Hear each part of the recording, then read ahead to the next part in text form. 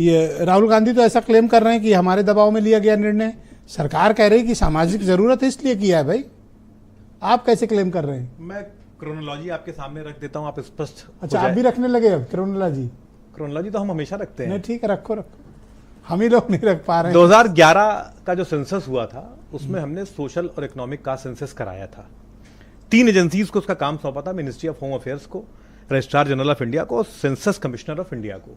2012 के अंत तक वो जो पूरा डेटा का काम था वो पूरा हुआ। 1-1.5 साल कंपाइलेशन में लगता है, तब तक सरकार बदल गई थी।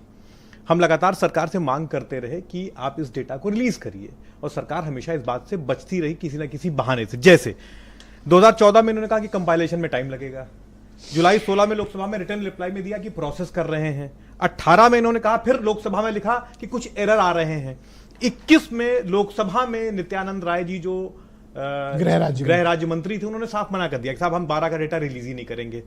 उसी 21 में 23 सितंबर को सुप्रीम कोर्ट में एफिडेविट लगा दिया कि साहब कास्ट सेंसस तो संभव ही नहीं है, ये तो होना ही नहीं चाहिए।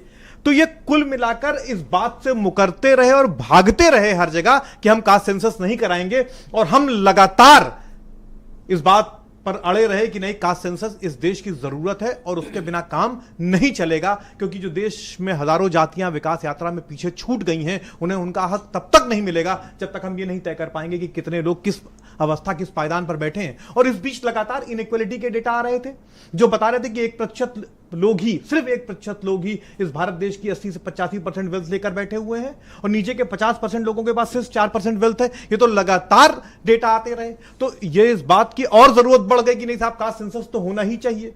तो ये तो वो लोग हैं जो लगातार भागते रहे। अब जब हमारे दबाव में और तमाम तरफ, आपके दबाव में, बिल्कुल हम लोगों के दबाव में, मैंने आपको पूरी क्रोनोलॉजी आपके सामने रखी, कैसे हम लोग मांग करते रहे और पीछे हटते रहे। भाई जो लोकसभा में इन्होंने, मुझे राहुल गांधी का उस सदन में दिया गया स्टेटमेंट याद है, चाहे हंस के करो या रो कर करो। भाई राहुल जी तो कास्ट सेंसस तो, राहुल जी भाई आप ये देखिए, ये तो मैंने राहुल गांधी का वो बड़ा चर्चित वो लगातार इस बात को कहते रहे कि जातिगत जनगणना इस देश की सच्चाई है और आप इससे भाग नहीं सकते हैं, आपको आना पड़ेगा। लेकिन एक इसका राजनीतिक सच्चाई भी है, जिसको आप सबसे बड़ा अस्त्र मानते थे वो न्यूट्रलाइज हो गया, अभी जीरो हो गया। नहीं, अब आपके पास कोई मुद्दा नहीं बचा। हम इसको राजनीतिक अस्त्र कभी नहीं मानते थे। हमने हमेशा माना कि इस देश की जरूरत है और हम इस देश की जरूरत के लिए लड़ रहे थे। अच्छा ये बताइए कि अगर हमारे मन में ये ना हो रहा होता, मतलब आप धर्मादा करते हो, आप राजनीति क्यों? हमने 11 में हमने कराया तो था, तो करा जारी कर देते अपने रहते। तो वही तो मैं आपको बता रहा हूं कि आप जब कोई भी सेंसस कराते हैं ना तो तुरंत जारी नहीं हो जाता। 3 साल भी नहीं लगते हैं।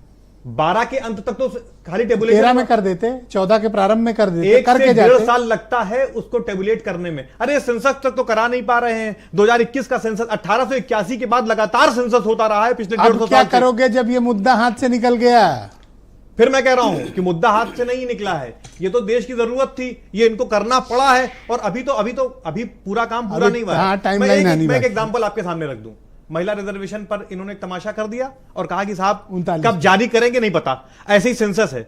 2020 मार्च के बाद जिस कोरोना की आड़ लेकर इन्होंने 21 का सेंसस नहीं कराया, उसके बाद 143 देश ऐसे हैं जिन्होंने सेंसस करा लिया है भारत को छोड़ के। भारत क्यों नहीं सेंसस करा पा रहा है? इनकी नियति खराब है। शुक्रिया, बहुत धन्यवाद आपका। अरुण राजभर हमारे साथ जुड़ चुके हैं।